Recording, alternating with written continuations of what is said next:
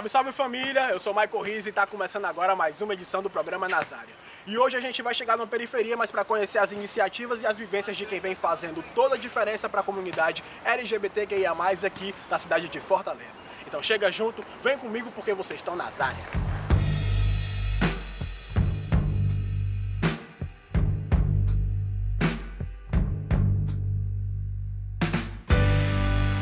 O que vão dizer de nós? Seus pais de Deus e coisas tais. O Brasil é considerado um dos países que mais mata e discrimina pessoas LGBTQIA+. Não é muito raro a gente se deparar com casos de LGBTfobia, seja na escola, no trabalho, no esporte ou até mesmo na televisão. É uma realidade difícil e que afeta diversas pessoas. Mas nesse programa especial nós vamos falar somente das dores. Nós vamos conhecer iniciativas e projetos que resistem, acolhem e enfrentam as dificuldades dentro das periferias de Fortaleza. Então chega junto, vem comigo porque esse é o programa especial Visibilidade LGBTQIA+.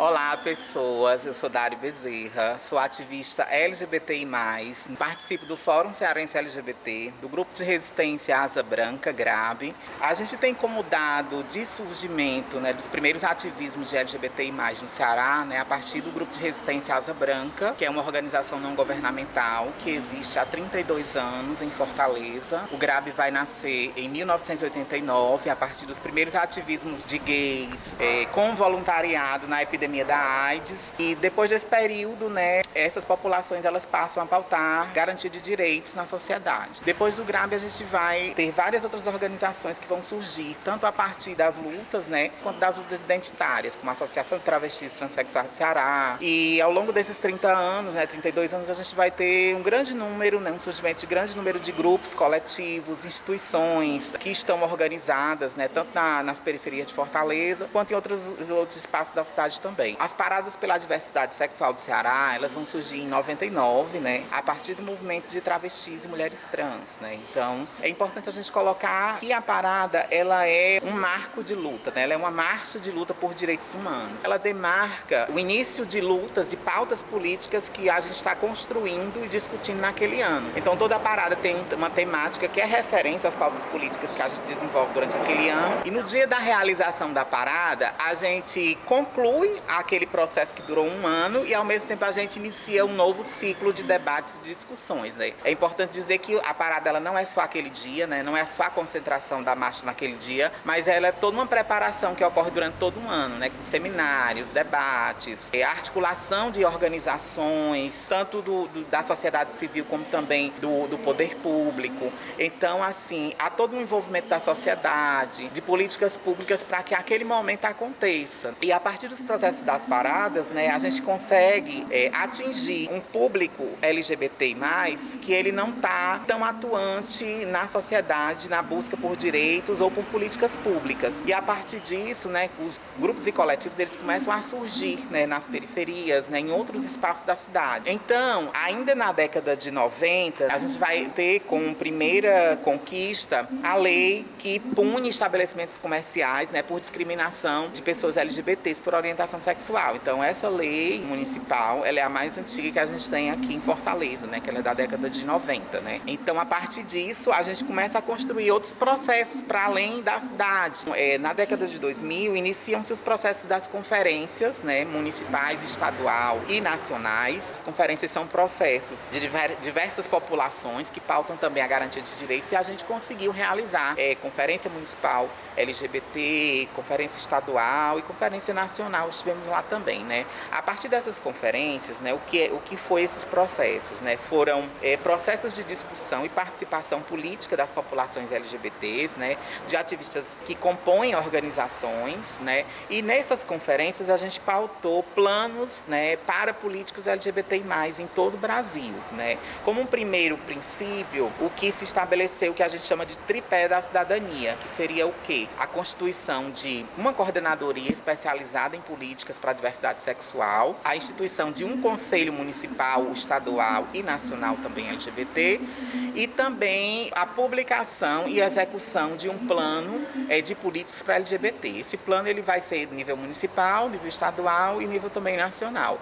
Então, foram construídas propostas, né, políticas de acordo com as demandas da população LGBT. Né? Então, por exemplo, a gente não conseguiu nesse último período realizar nenhuma conferência devido à conjuntura nacional, ao atual governo que não representa as pautas LGBTs, né, que tem desconstruído o que a gente já havia construído e há um desmonte disso tudo. Então a gente não conseguiu mais avançar no campo das conferências. Mas no campo das políticas públicas LGBTs nós avançamos no sentido de propor, né? A gente propôs, né, muita coisa, muitas ações, muitos projetos, muitas leis que viriam a garantir direitos. Ainda temos muito a avançar, né? Mas no campo da legislação a gente tem, acho que um aparato já que de certa forma garantia um pouco dos direitos das populações LGBTI+.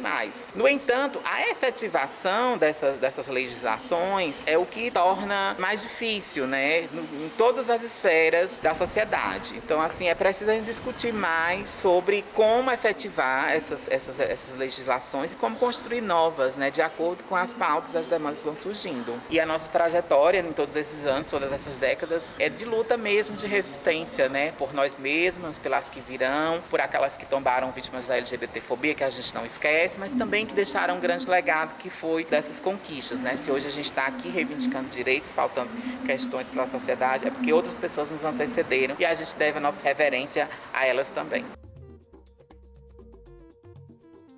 Em sua trajetória, o GRAB, Grupo de Resistência Asa Branca, já realizou diversas ações como formação sobre diversidade sexual e de gênero, campanhas de prevenção ao HIV/AIDS, de sensibilização pela diversidade, como a Parada pela Diversidade, e a criação e o controle de políticas públicas para a população homoafetiva, transexual e travesti. Se você deseja aprofundar seus conhecimentos ou acompanhar a agenda de associações do GRAB, acesse facebook.com/GRAB.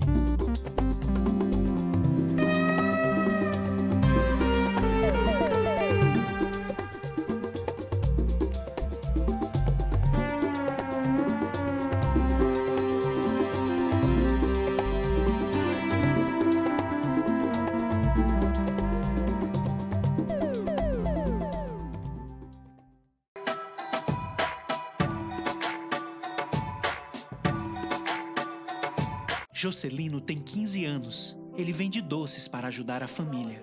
Júlia é defensora de direitos humanos. Ela dedica sua vida à luta pelos direitos das crianças e adolescentes que estão nas ruas, como Jocelino. Hoje conquistamos uma grande vitória. Muito obrigada a todos. Júlia comemora as vitórias de Jocelino. Seu primeiro dia de aula no ensino médio, seu primeiro estágio e quando conquistou a casa própria. Ajude Júlia e Jocelino a continuarem na luta pelos direitos de crianças e adolescentes. Seja voluntário, envolva-se, faça uma doação. O mundo muda se você ajuda. Associação Beneficente O Pequeno Nazareno. Acesse www.opequenonazareno.org.br. Para doações, ligue 0800 095 2214. Patrocínio Petrobras. Governo Federal.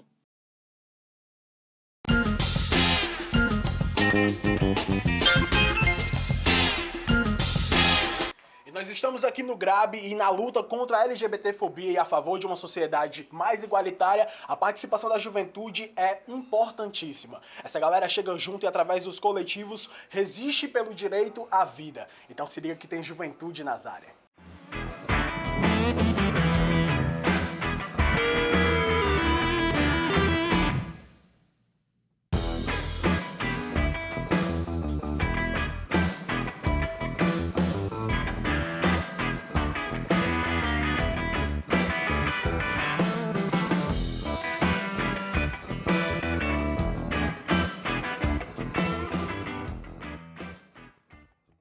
Meu nome é Renan Monteiro, batizado e conhecido como Renara. Eu sou da comunidade do Lagamar, né? Venho dali da região da Aerolândia e hoje me encontro há mais de 6 anos no GRAB, que é esse espaço onde a gente está, né? O Grupo de Resistência Asa Branca. Esse espaço ele foi conseguido depois de muita luta, depois de muitos projetos aprovados, né, no Ministério, principalmente no Ministério da Saúde, que trabalha na promoção de saúde para a população LGBT. Em 2011 eu vim fazer um curso no GRAB através do projeto, né, Patativa do Assaré, que é um centro de formação juvenil para o turismo. E aí, através desse curso, eles tinham uma parte do curso que era voltado para direitos humanos, principalmente voltado para a população LGBT. E aí foi que eu tive o primeiro contato com o GRAB, conhecendo, por exemplo, eu já sabia da parada gay, mas eu nunca havia ido, não me interessava tanto, em 2011, na época, né. E aí eu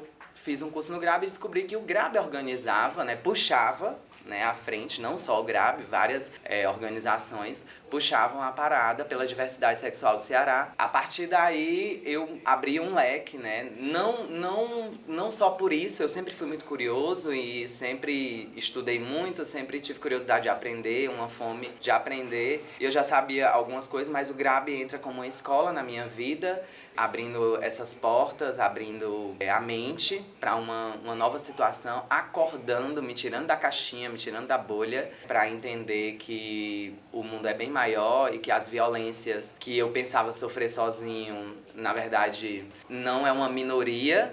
Somos maioria, mas essa maior parte da população sofre. E aí, desde 2018, lá no Lagamar, a gente fundou o coletivo LGBT Flor no Asfalto, que aí ele parte de uma outra pegada, diferente daqui do GRAB, que é não institucionalizado, é um coletivo, onde todas as decisões passam por todo mundo, não existe presidente, coordenador, todo mundo é tudo, a gente se reveza nas representações nos espaços, né? E aí a gente faz acontecer em todas as áreas. E aí desde 2018, o coletivo LGBT Flor no Asfalto, a gente sentou e viu que havia uma necessidade de cobrar o poder público que se faça alguma coisa que não estava sendo feita. Que o mínimo, não é o mínimo, mas o pouco que estava sendo feito era feito pela sociedade civil, pelas organizações, pelos coletivos, e o poder público lavava as mãos. E a gente sempre foi tido como moeda de troca nas eleições, né? Então, eu vou assinar uma carta de apoio à comunidade LGBT, que no meu mandato vai acontecer isso e aquilo, pra poder ficar bem na fita, né, mana? Mas, na realidade, a gente sabia que isso não ia acontecer, como não aconteceu. E aí, em 2018, a gente senta, pensa em todas essas questões, e aí a gente vê a necessidade de fazer uma cobrança mais formal, mas não tão formal, porque a gente é jovem, a gente cobra da nossa forma, do jeito que a gente sabe cobrar. Então a gente diagramou e sentou pra conversar sobre orçamento público. E aí a gente viu que faltava muita cobrança nessa área de orçamento, né? E aí a gente foi e criou a cartilha do monitoramento do orçamento público voltado para as questões LGBTs, né? Principalmente de Fortaleza, que é o nosso território, né? Principalmente porque as manas da periferia sofrem com isso, porque se não tem ações no governo, se não tem dinheiro sendo empregado para isso, então se não atinge as áreas principais da cidade, muito menos a periferia. E aí a gente coloca nessa cartilha um comparativo, algo como não colocar numa balança, porque eu acho que não cabe uma balança aí, mas coloca-se pesos e medidas. A gente vai lá no orçamento, na LOA, a gente vai lá e vê que para propaganda institucional da Prefeitura de Fortaleza tem muito dinheiro orçamentado, muito dinheiro atualizado, às vezes eles aumentam para mais. E no final de cada ano que a gente foi acompanhando, a execução era acima de 90, acima de 70. E ao mesmo tempo a gente pega ali o que está orçamentado na LOA e na lei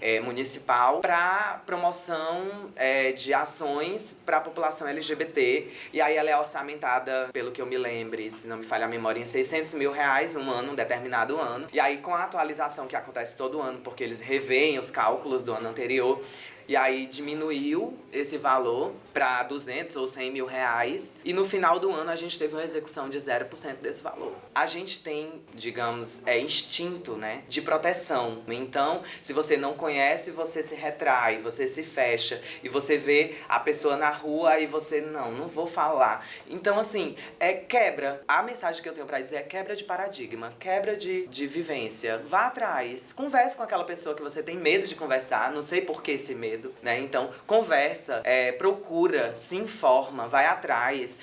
Existem muitas pessoas muito semelhantes a você e que podem te passar informações, que podem te passar aprendizado. Tu pode aprender muito e tudo que tu já aprendeu, tu pode ensinar também, né? É legal, né? Essa troca, é legal essa conversa. Né? Pode ser física, pode ser virtual. Eu acho que o virtual está mais alcançável hoje em dia. Você em casa, você consegue essa informação, você consegue fazer amigos, você consegue se inserir num coletivo e participar dele virtualmente, que ele seja aqui em Fortaleza, Ceará, que ele seja no Rio de Janeiro, que ele seja no Acre, que ele seja em Manaus, que ele seja na China, e não importa, só se mexa, não fique parado, se mexa. O movimento Mães pela Igualdade é um movimento horizontal, laico, suprapartidário e democrático criado pelas mães de LGBTQIA+. Para conhecer o movimento e acompanhar a agenda de atividades, acesse facebook.com/Mães pela Igualdade.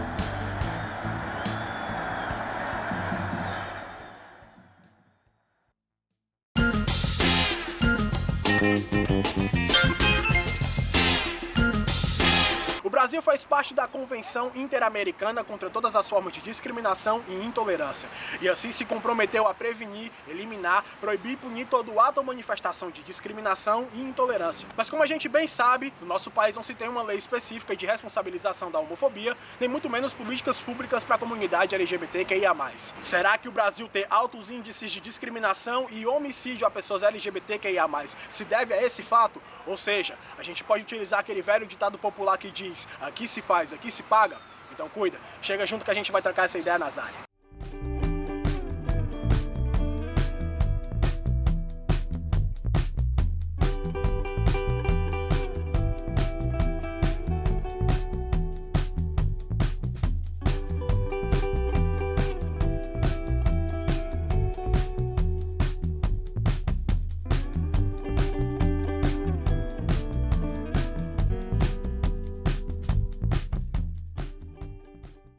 No programa a gente sempre trata uma lei e usa de um ditado popular para discutir diante dessa lei, para saber se dá para usar, se não dá para usar, se a gente concorda ou não. A gente está falando da Convenção Interamericana, né, que fala sobre a discriminação, que o Brasil se propôs a eliminar todo tipo de discriminação no geral, mas a gente sabe que não se tem uma lei específica a nível nacional que vale de fato dar, né, a responsabilização aos homofóbicos, a pessoas que praticam a homofobia no geral, e muito menos políticas públicas à comunidade LGBTQIA+, né? E a gente sabe que isso gera um nível gigantesco de homicídios, de discriminação cada vez mais em vários âmbitos, né? Rádio, televisão, escola. E aí, pensando nisso tudo, a gente pode utilizar aquele ditado popular que diz: aqui se faz, aqui se paga? Posso concordar e discordar ao mesmo tempo dessa questão, né? Eu acho que aqui se faz, aqui se paga passa por uma área muito nebulosa, né? de repressão, de represália, de ir contra o que está sendo instaurado ali, né? Está sendo imposto. Pra mim não, né? Porque se fosse no sentido, né, de olho por olho, dente por dente, até que ainda ia, né? Mas aqui se faz, aqui se paga. Quem é que paga? Como é que paga? Né? Quem é que chora por nós, nesse sentido? Eu não concordo, porque quando você coloca do ponto de vista aqui se faz, aqui se paga, nós pagamos pela ignorância, né? Existe hoje um reconhecimento dessa LGBTfobia que é promovida principalmente por iniciativa de justiçamento. Então, assim, esse aqui se faz, aqui se paga, já está acontecendo, né? Já tem ocorrido. Mas eu, enquanto pessoa, não acredito nessa prática. Eu acredito que sim, porque com a falta de políticas públicas, quem paga somos nós com as nossas vidas, né? A gente é ceifado direto por falta de política pública, então eu acho que vem a calhar esse ditado. Acaba que servindo, né? Acaba que servindo. Tá respondido, então. E pra você aí de casa, aqui se faz, aqui se paga? Meu nome é Sudário Mesquita, eu estou educador social. Eu acredito que a pauta central de luta que nos envolve enquanto pessoas LGBTs sempre foi e continuará sendo a criminalização da LGBTQIA-fobia, né? Ou seja, esse crime de ódio que atenta diretamente contra as identidades de gênero, historicamente, né, ocorreu e ocorre no Brasil, afeta diretamente a vivência plena de dignidade nossa e dessas outras pessoas que estão, né, nas outras identidades de gênero. E tem uma questão que historicamente foi negado, porque apesar da gente ter o dispositivo de lei constitucional de 89, onde existe, né, uma lei que responsabiliza práticas de preconceito, discriminação para as questões de raça, etnia, a questão do gênero nunca foi colocada como uma possibilidade, né, que demarcava essa violência específica, né? Então, assim, é até interessante trazer esse destaque, porque a criminalização da homofobia, né, quando recentemente foi aprovada, ela foi aprovada como parte desse projeto de lei que já existia de enfrentamento à violência, né, para com práticas racistas e de discriminação, havendo esse complemento de texto para as questões relacionadas a gênero. É importante também trazer esse destaque que os direitos da população LGBTs, né, QIA+, recentemente foram conquistados, ou seja, a gente tem aí a autorização da união e do casamento civil, né, que foi uma resolução aos cartórios nacionais, né, no ano de 2013. Por que eu tô falando isso, né? Porque também uma das coisas que sempre atravessou diretamente, né, as sociabilidades LGBTs foi a questão de uma relação afetiva ser reconhecida como família. É importante também trazer um outro destaque, né, porque quando você tem uma união estável, né, de duas pessoas, né, do mesmo sexo, você tem também uma proteção ao patrimônio construído, né, pelas duas pessoas. Uma outra questão que é importante trazer com relação aos direitos sociais, né? Existe o artigo 39 do Código de Defesa do Consumidor que orienta que nenhuma pessoa pode receber discriminação ou preconceito durante o atendimento em algum estabelecimento público ou privado, sendo que a pessoa tenha recurso financeiro para pagar aquele serviço que ela está solicitando, né? Por que eu estou trazendo isso também? Porque para além dessa questão do direito de consumidor, tem a questão do direito à sociabilidade, né? Outro direito, né, que foi conquistado foi o de redesignação sexual, né, e ou mudança. Esse direito ele existe desde 2008, só que ele só passou a ser realizado em 2010. Tem um outro direito também que foi conquistado somente em 2018, que é a questão da alteração do nome no registro civil. Ou seja, qualquer pessoa que tenha, né, a sua identidade de gênero ou que se considere, né, que o seu nome não seja de acordo com o seu sexo biológico, né, pode requerer essa alteração do nome no registro civil. Então, essa também é uma conquista, levando em consideração o que eu falei anteriormente, né, que é a espera longa para o procedimento, né, de mudança de sexo.